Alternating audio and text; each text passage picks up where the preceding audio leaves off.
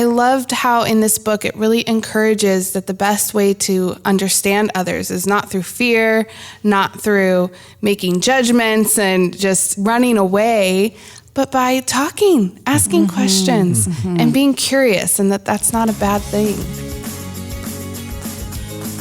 Welcome to A Home That Heals. I'm Bree, along with my mom, Dee, and we have a treat for you today as we speak with a longtime friend, Doug Gamble. He's an author, a longtime teacher in international schools, a husband, a dad, and a follower of Christ.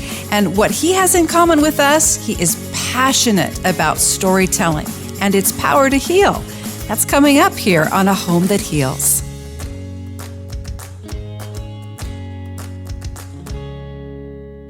It's always fun, Bree, to reconnect with old friends.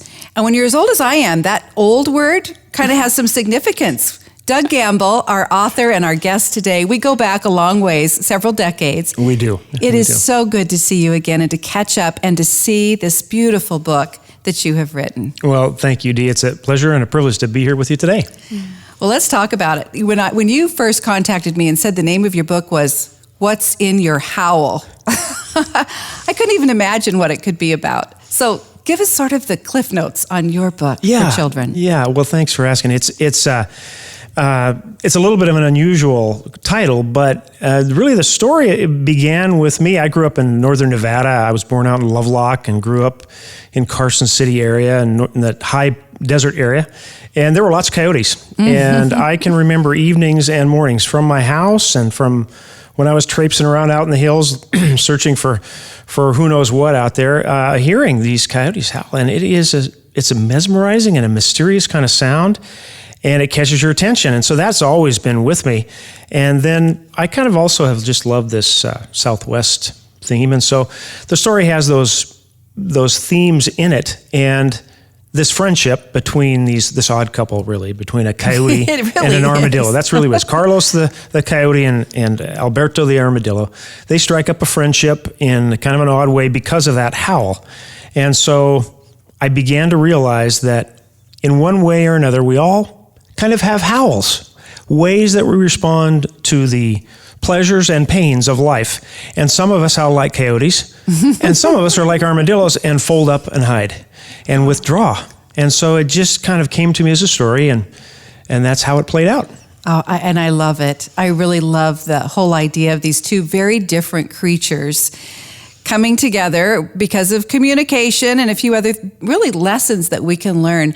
Bree loves to read to her kids, and I've enjoyed as a grandma listening to her do that and then explore the characters. And so, Bree, I bet an armadillo and a coyote stuffed animal are in your future. Yes, they definitely are. I loved this book. I loved just the way that I love books that teach kids through using their imaginations and creativity. And I mean, the whole story plot of an armadillo and a coyote being friends is hilarious, but the lessons learned in it are so deep and true. I know for myself, I have kids who they react to situations, they respond to different things very, very differently.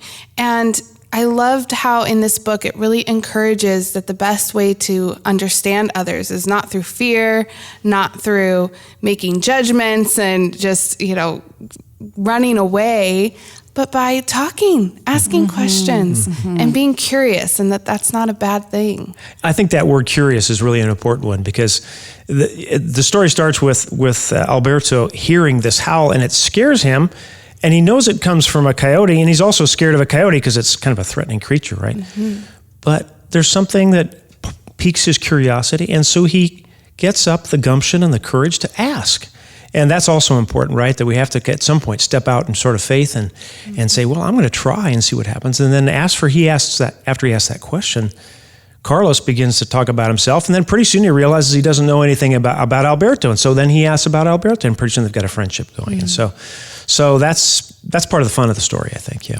An unlikely friendship. Doug, I teach school part-time. Your background in the last 25 dare I say, maybe more than 25 you years? You could dare say more than that, yeah. You have been teaching in international schools, secular international schools, and but I teach ninth graders.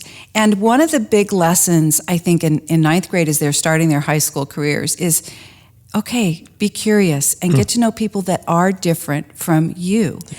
It's a surprisingly difficult thing for children to do. It is, but it does require courage, and I think as parents we need to model that, a little bit, and say that we step out sometimes and out of our comfort zones, and when they see us do that, they're more able to do that. But stories are also an avenue for that because they open up the world to us in so many different ways.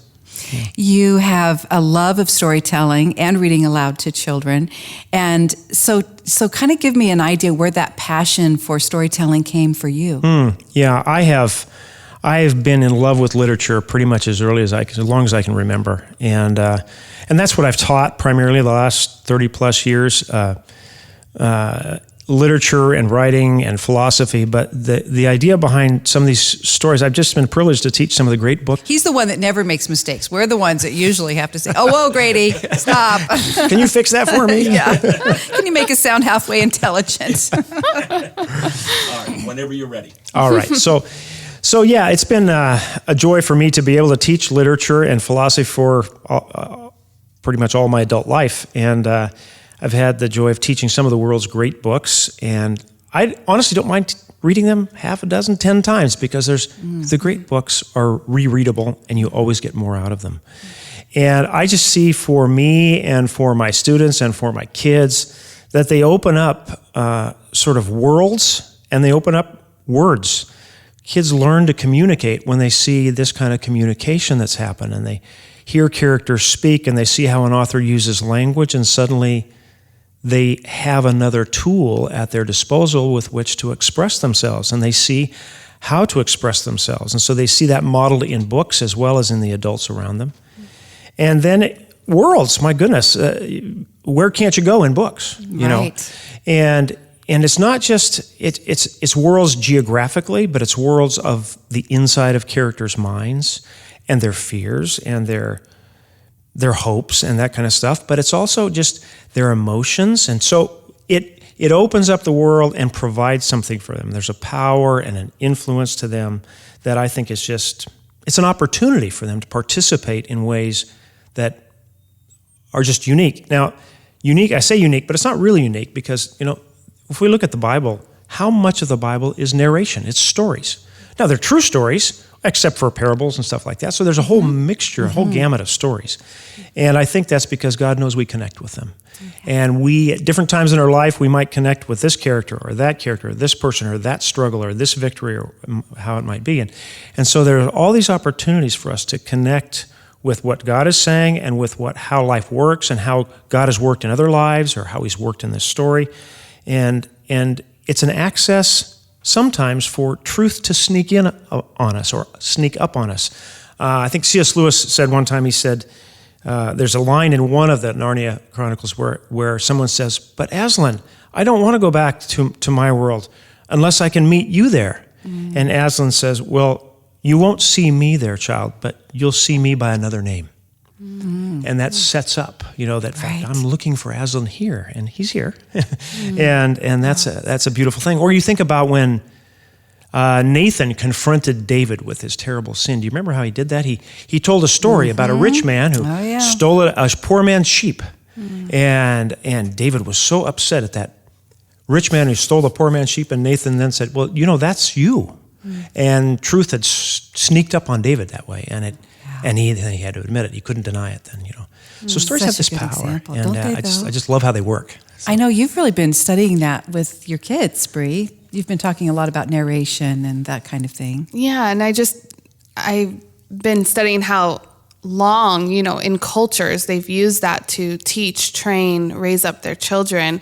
And we've really gotten away from that, I think, as far as I can see, in raising our children. That's not the main focus, is teaching through storytelling or literature.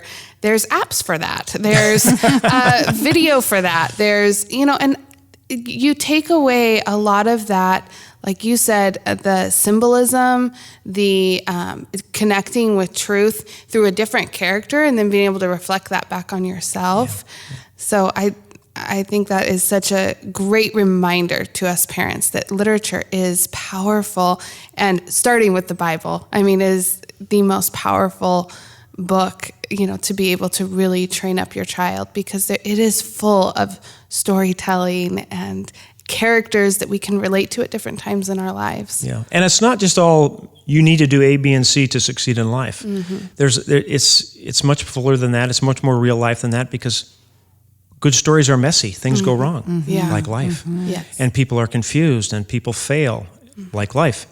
And there's a mystery in good stories, and a wonder to life. It's not all boiled down to a spreadsheet kind of thing, where I don't know how that works, but that's okay. Or life is a lot bigger than you might think, And one of my first mentors as a teacher, he told me one day, he said, Doug, those ninth graders, they know everything, don't they, when they come in? I said, well, yeah, they kind of do. He says, every once in a while, you need to just blow them away with what they don't know and help them realize there is an enormous world out there that they have no idea about, so that they can get a little bit of teachability back, I think God is doing that with us all the time, to be honest. I said, well, how many times do we just confront something? Oh, I'm stuck.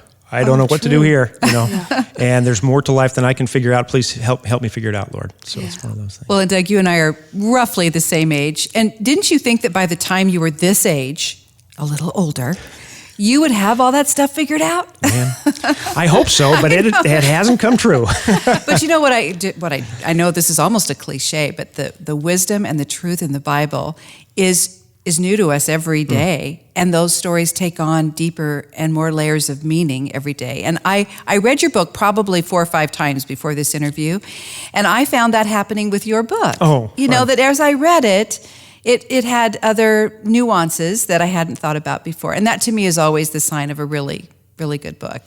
Well, let me tell you the truth about the matter is I see nuances in it that I didn't realize were in it. Really? And I think that's part of God's work. So sometimes we're saying things we don't know sometimes, and hopefully they're good things, but it's kind of humbling when you really think about it. Put words down. So. One of the first ones that really struck me was pretty close to the beginning of the book, when Alberto is scared of Carlos, because as he says, Carlos is not like me, and he admits, I'm not like him. There's that transparency there that happens in literature. I mean, it happens all throughout the Bible. I mean, this ancient, book that, is a religious book, yet most of its characters are terribly flawed. Yes. And that happens in literature. And then when we can connect with that transparency, I think that's a really valuable tool as well. Oh, I totally agree. And I think that's actually one of the beauties that we have in the Bible, is it isn't a cleaned up history. It tells people about people as they are and their flaws, and how God works with them in their flaws. And that gives everybody hope, because if they were all, Superman, we'd be in trouble, so. Well, and to your book, if you can admit that you're scared of someone because they're different than you are, and just admit it to even just to yourself, so that you can then overcome that and have that curiosity that you were talking about. It's a great thing. So we're here to recommend your book, Doug. Thanks, Dee. Appreciate that. And it can be found on all the typical, websites where you go buy your books.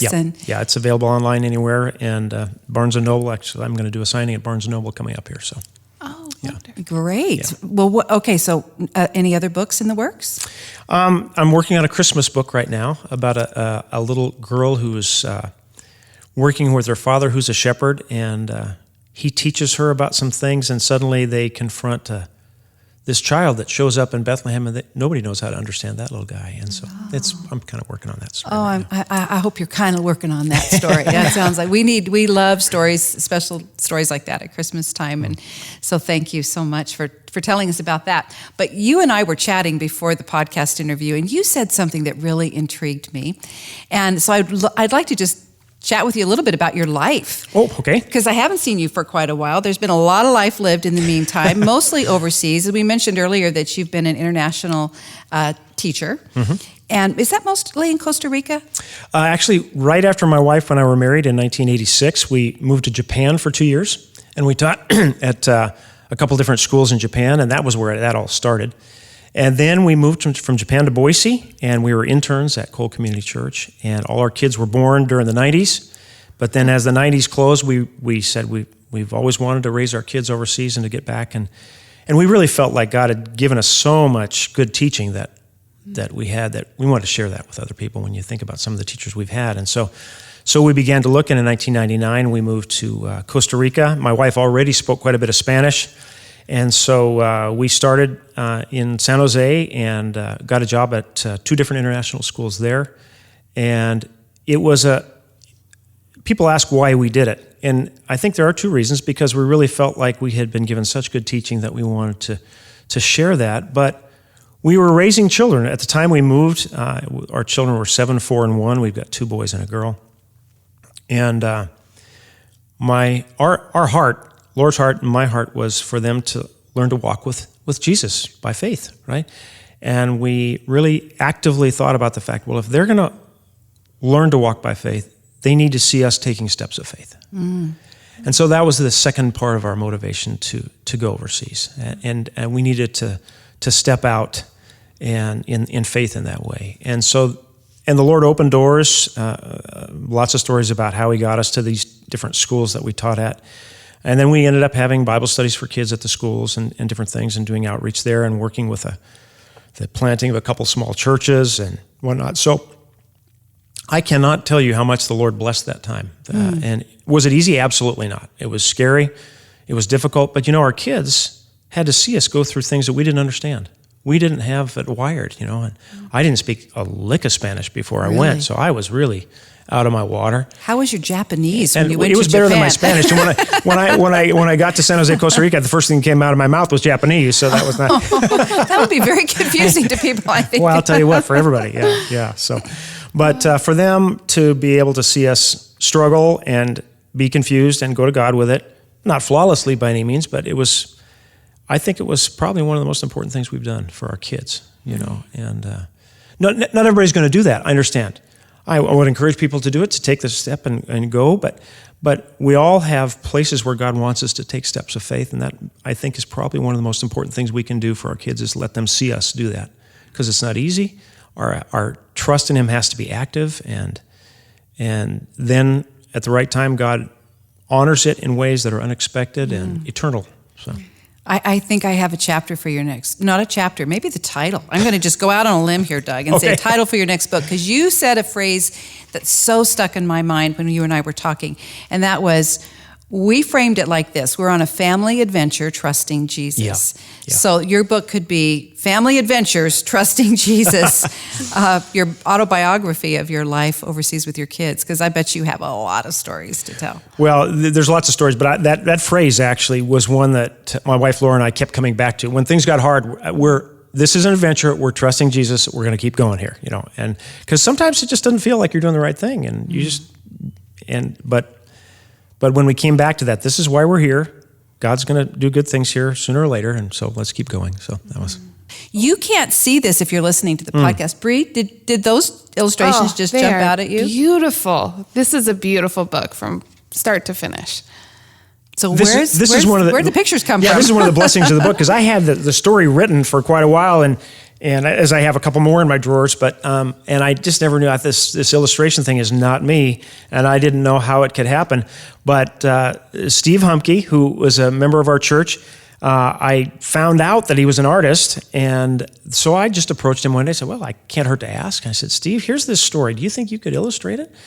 And bless his heart, he just dove right in. And then Terry Isaacson helped with some of the coloring work, and because he knew Steve, and we'd meet together whenever we could, every few months sometimes, and get together and discuss what was working and what wasn't. And it took time, but it was really fun. And Steve just humbled me with what he could do. And says, well, he could talk about expressing moods on the face of an armadillo. That's not easy, So, no, that's but quite he did an assignment. Well, he came with some pretty amazing credentials as well. Yes, was many years. He retired from Disney Imagineering. He actually was one of the key persons helping construct Tokyo Disneyland. So he's got some imaginative work well in his in his resume. And you just never know who God's going to bring along. You just don't. To help you with these assignments that he gives you. That's right. That's right. All Yeah. right. Well, Yeah. you'll enjoy it. You look for it. It is What's in Your Howl by Doug Gamble. Thanks so much for being with us today, Doug. Thanks so much. It was a pleasure. Now, don't go away. When we come back, I have to share an adventure our family recently had on vacation. So we'll be right back with that story.